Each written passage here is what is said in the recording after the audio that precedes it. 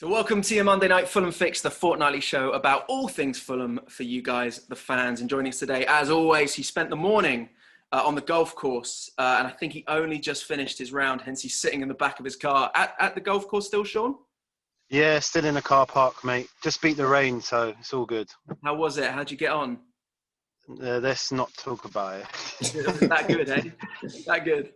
No good. When I have to hand my mate money, it's no good. Oh, really? That bad? Wow. Yeah. There we go. No delivery tonight.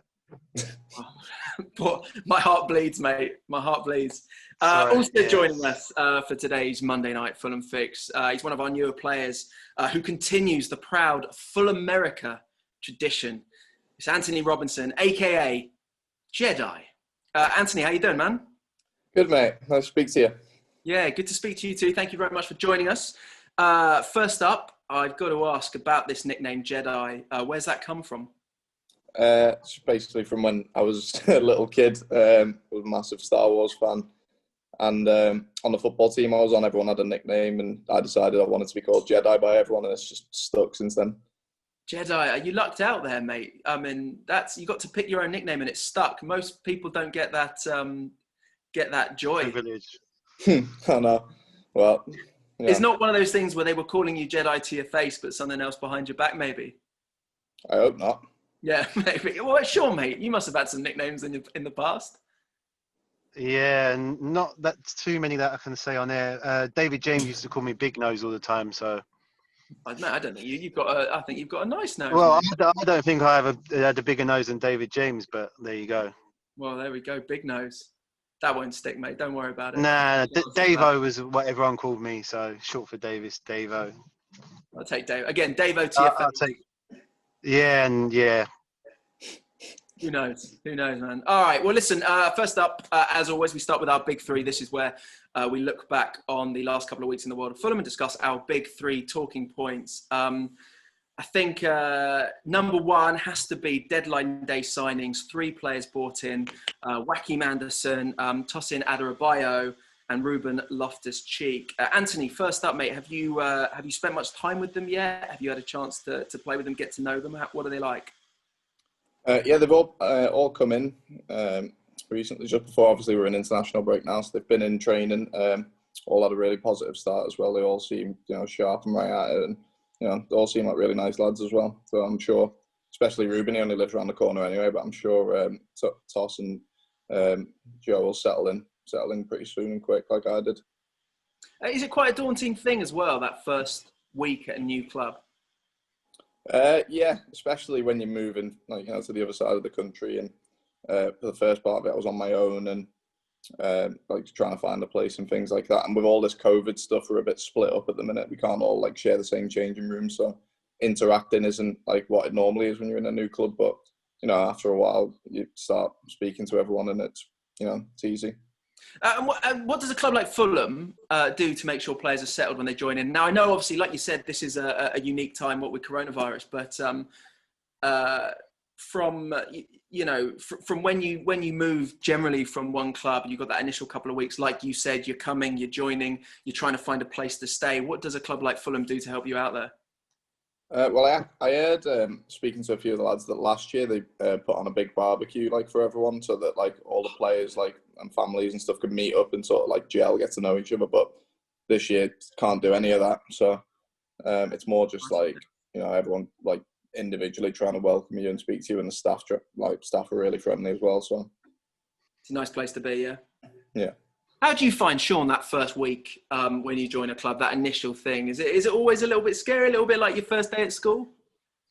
Yeah, it can be. It does help if you do know a few of the players in the team that you're joining. But it must be so much difficult now, obviously, with all this going on with COVID and not all being in the same dressing room. And normally, obviously, when I was younger, to get to know the players better, you kind of all went out for a meal and had a few drinks just to, get comfortable around each other. When you can't do that now, so it must be a little bit more difficult. But when I left Fulham, obviously, to go to Tottenham, I knew quite a lot of the players, so it wasn't too bad. And the same from when I left Tottenham to go Portsmouth. I knew half the team anyway, so it was easy to bed in and get along with everyone. Yeah. And now, Sean, you're a man in the know. You got your fingers in pies. You know your stuff. What do you know of these new signings? You know, what can they bring to this Fulham squad? I think it freshens up the squad. We needed some more players. You know, we definitely needed some centre halves, which we have done. We brought 2 in. Obviously, I think I've seen the young boy from Man City play a couple of times, but he's still young. He's still learning the game. And with Ruben, obviously, he's a top player. Been in the England squad, and he's got something to prove. Obviously, he's not getting his parent club Chelsea, so he wants to come here and hit the ground running and prove to everyone at Chelsea that he deserves to be in their team. So that can only benefit us. And Joaquim as well, this defender from Lyon, looks pretty sought after as well. We look like we might have a very, very good player in him as well. Yeah, I'm not going to lie. I haven't seen much of him. I don't really watch a lot of the French league, but like you say, there were rumours of him going to a load of clubs. So hopefully it's a good coup for us and he settles in well. And it is difficult, obviously, joining on an international break because there's not many people training and you don't meet up all the players straight away. But hopefully, you know, when the games come around, he can settle in and, like I say, hit the ground running because clean sheets are what we need at the moment. Absolutely. Right. Our talking point number 2, our big talking point, is the loss to Wolves. Now, although we're unable to take any points from the game, it was a vastly improved performance all around the pitch. And we were very, very unlucky to take anything from it. Anthony, the players must be taking confidence from a performance like that. 100%. Like you said, it was an improvement, you know, in all aspects of it. But I think we all know that we've got a quality squad. It was just, you know, how we apply it and the effort we were putting into games. It didn't seem like it was enough. I didn't feel like there was enough fight in the team. So, you know, when we were playing against Wolves, they're a top side in the league, and you know, we've all came together. You can see everyone, you know, throwing the body at everything, trying to get up and score, all running about like crazy. So just doing that, the quality ended up coming out, and we played nice football at times as well. And it was just unfortunate that balls fell to them on the edge of the box, and they've got an easy goal from it, really. But you know, going forward, if we can apply ourselves like that, and that's the bare minimum we do, then I'm pretty sure we'll take points easily going forward. Agreed. How is the feeling in the dressing room at the moment? Positive, yeah. Like you said, going off that was, you know, just before the international break. I think we needed a good performance, and then we've had deadline day to get in some new players. So when everyone comes back from international, I'm sure, like, once we all get to know each other and start learning how each other plays, and we all settle in, then going forward, the only way is up, really, for us. What was nice in the game as well is we got to see a partnership on the left wing with you and Joe Bryan as well. Is this something we're going to see more of going forward? It seemed to work really well, really nicely.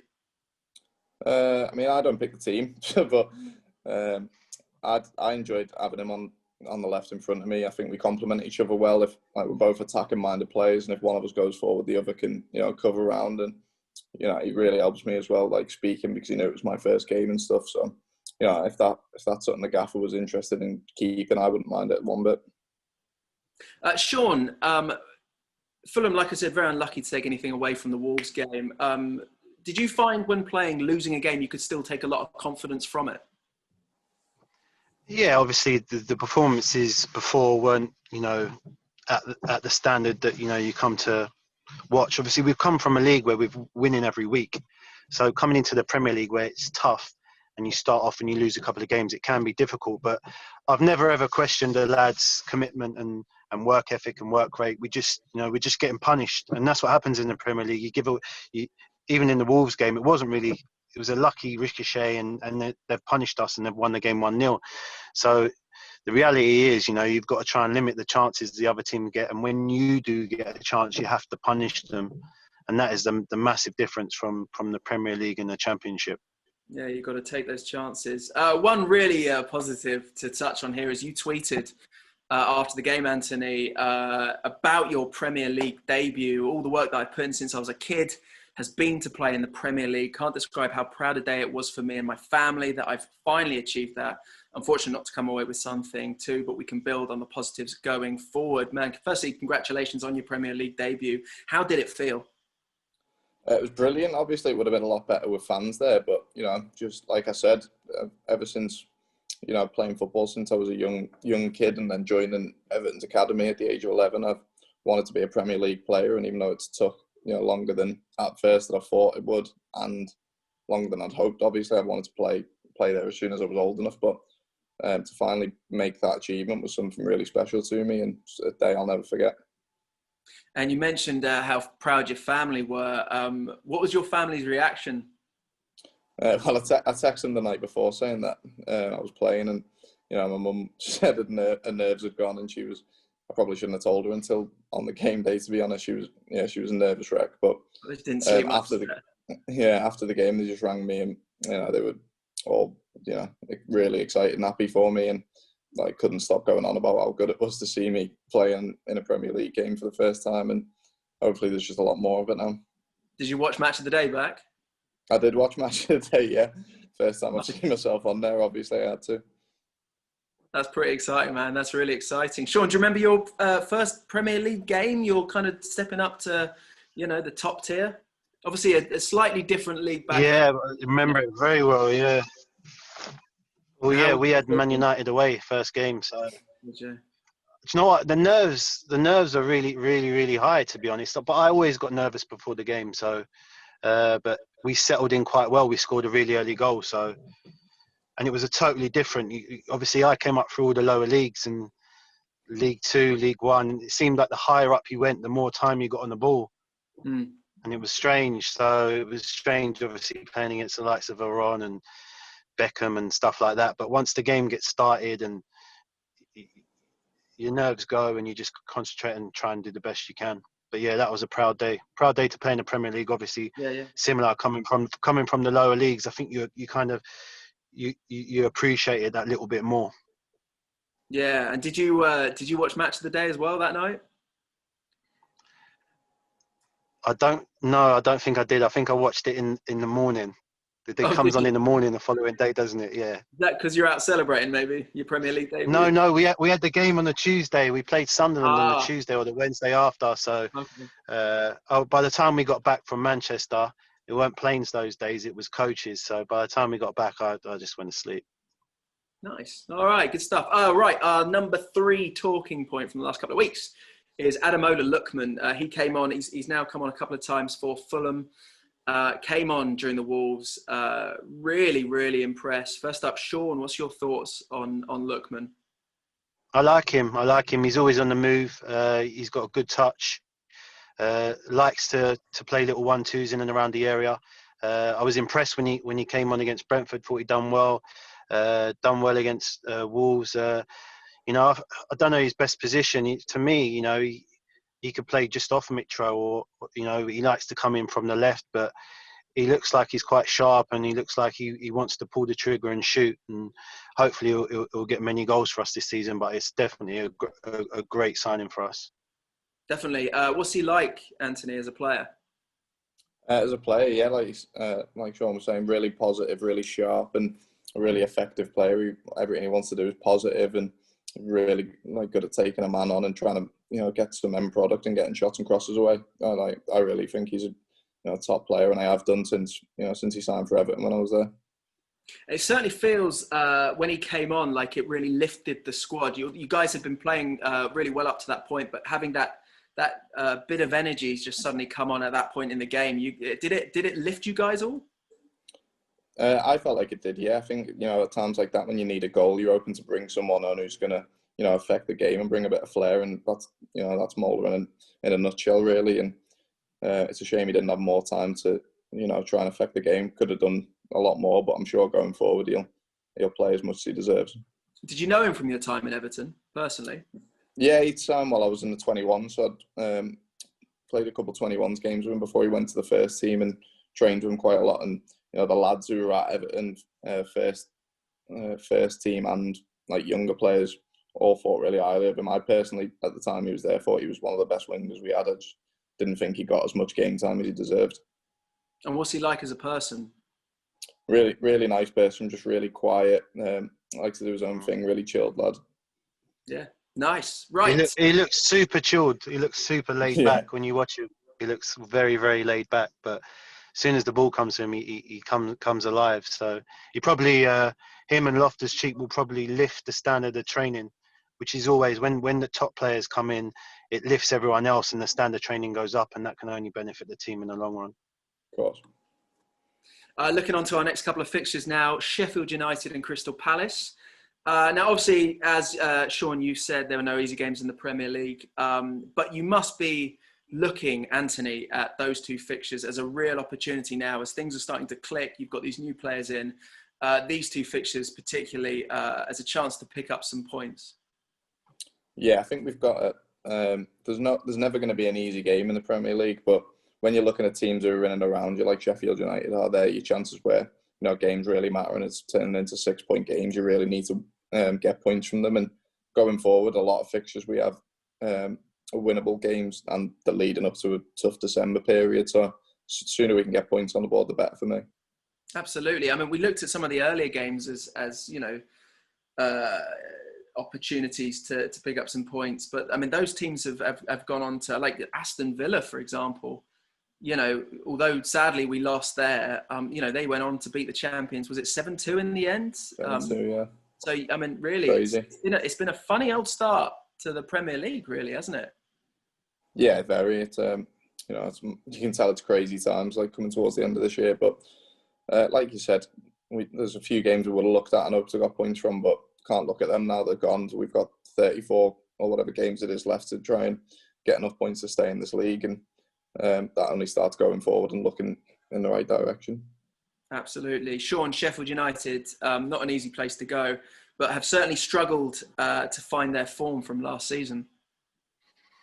Yep, they obviously had a great season last year.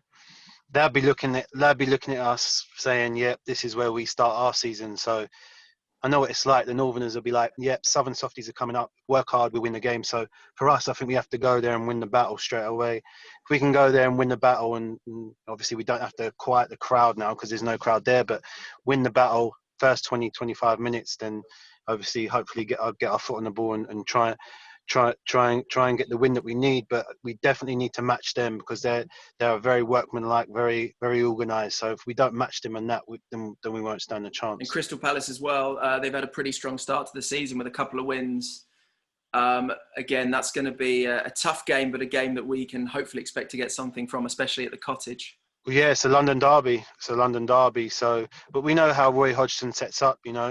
They'll be very organised and they'll try and hit us on the counter attack. So London derbies are always special. Obviously, it's different. I keep saying it with the crowd not there, but we have to start with a high intensity, start the game well, and hopefully if we get something when we get something from the Sheffield United game, that'll give us a lot of confidence to go and win our first home league game.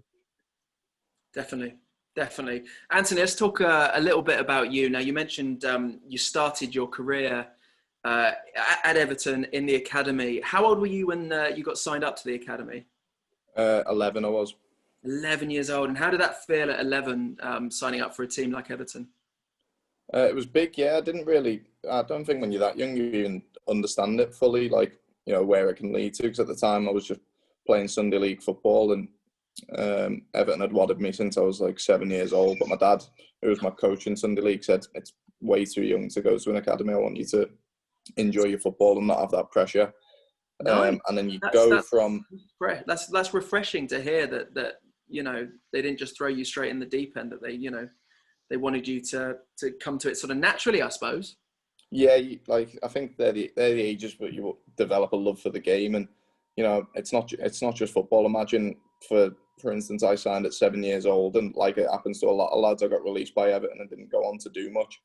Then that would have been heartbreaking to know that I've gave up even more many of those years that I had, and nothing came from it. So I'm glad that I ended up going when I did, but it's definitely a weird jump going from Sunday League, where most academy lads who, if they play there, they'll feel like they're the best player in the whole league, probably in the whole city, and then they go sign for an academy and you're just a normal player, really. There's nothing special about you. Everyone's good. So it's very different.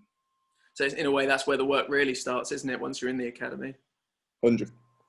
Yeah, the standard jumps up. It's proper training. It's getting in a routine, and a few years later, you're like missing out on school time to go and train and develop to try and get your scholarship and things like that. And it becomes work from a really early age without you realising it. Yeah. No, I can imagine. Was it always football for you? Did you have another passion that you could have seen yourself doing instead?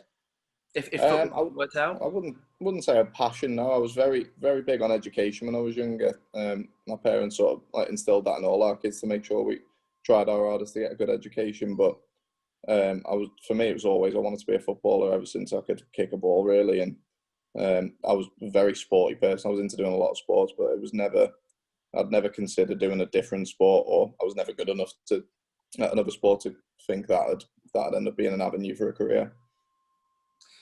You were loaned out a few times, eventually signed to Wigan. How was your time at Wigan?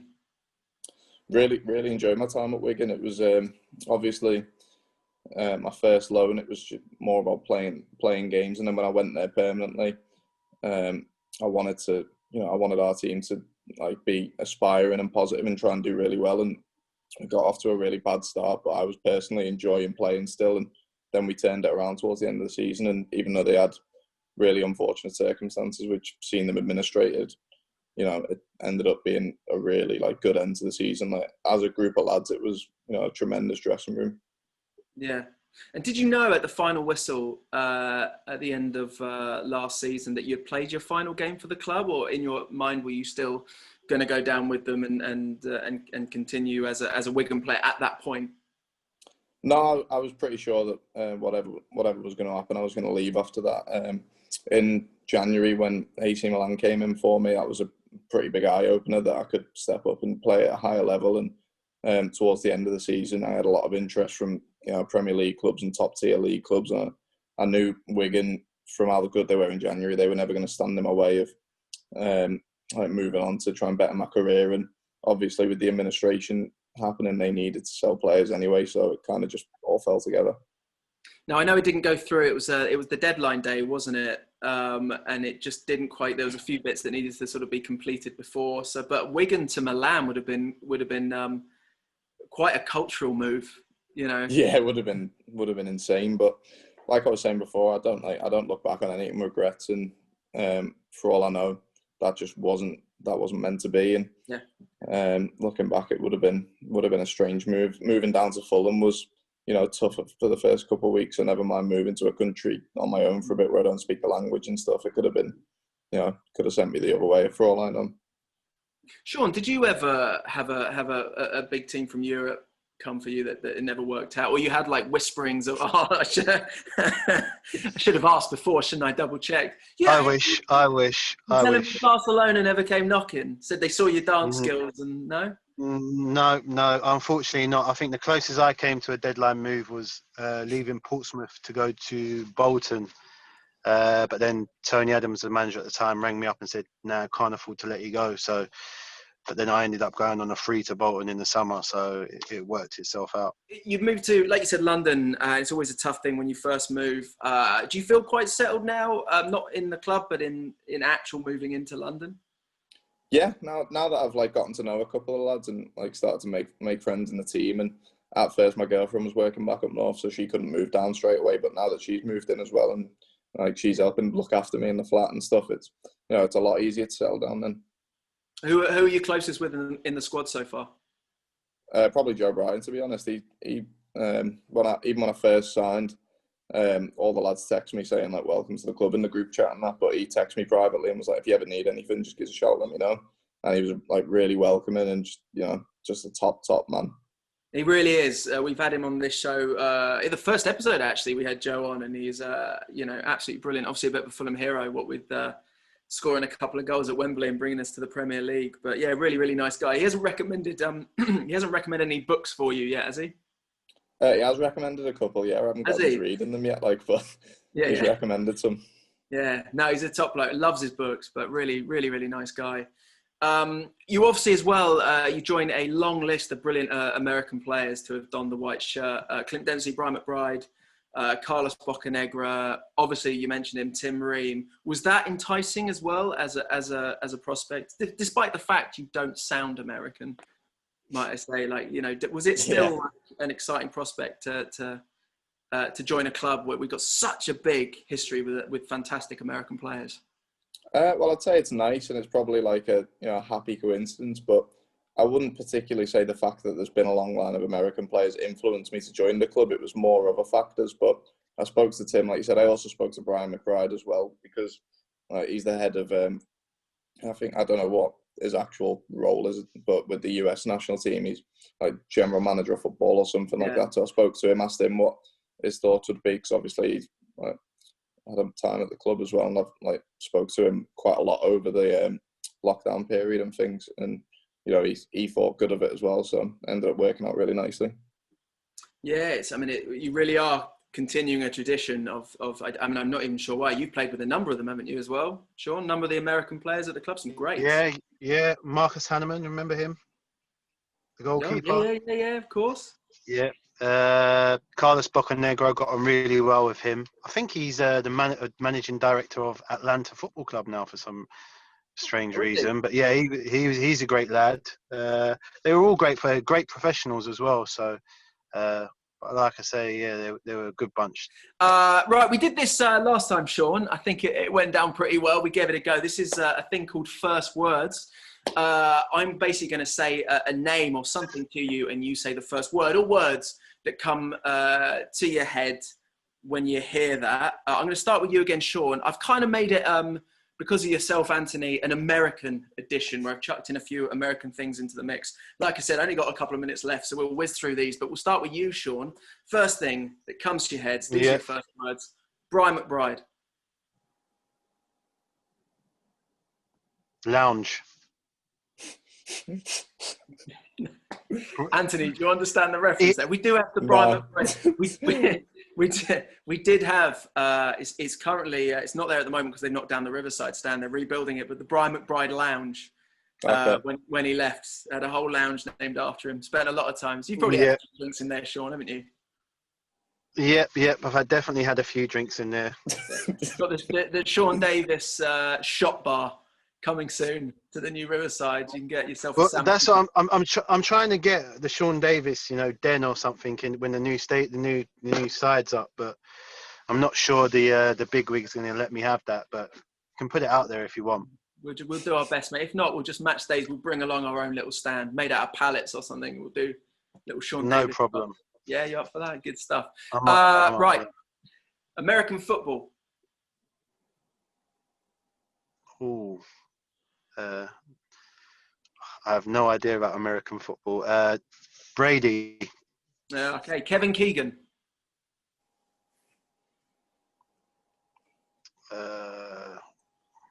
One word. If you need two, mate, I'll let you have it. The penny's not dropped. That's what he used to say to me all the time. The penny's not dropping with you. The penny's not dropping with you. Oh, really? In what context? In the fact when he's trying to tell you to do something?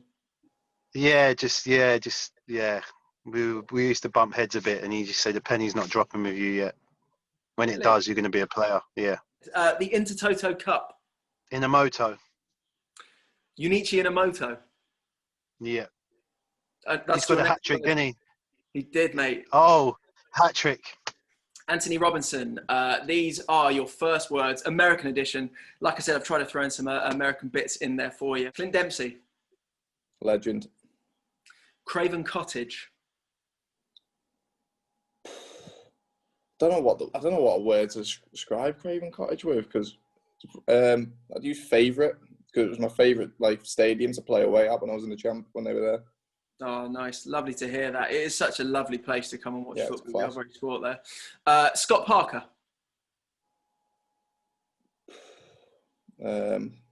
Polite. Joe He's Bryan. a very polite man. Joe Bryan. Yeah. Bookworm. Is my last American one for you here. Elvis Presley. Dancing. Would you say talented? Dancing. Oh, dancing. Oh, there we go. That was I was just trying to think of really famous American things. I've got Elvis. What sort of music are you into? You like a bit of Elvis? No, I like a bit of everything. My best mate loves Elvis. He's got a little mini statue of Elvis in his kitchen. Not really. A mini statue of Elvis. Oh, there we go. That's very cool indeed. Say that again. To each their own, innit? Yeah, absolutely. I like a bit of Elvis. I think he's all right. But right, I think that's probably all we got time for now for your Monday Night Fulham Fix. Thanks again to our guest, Sean Davis. Thank you very much, Shawnee boy. Cheers. Thanks, lads. All the best for the season. Thank you very much. And of course, our number 33, Antonee Robinson, Jedi. Best of luck for the rest of the season, Anthony, and hopefully maybe in the second half of the season we'll catch up again, yeah? Yeah, sounds great, mate. Thanks a lot for having me. Cheers, mate. All the best. We'll see you next time.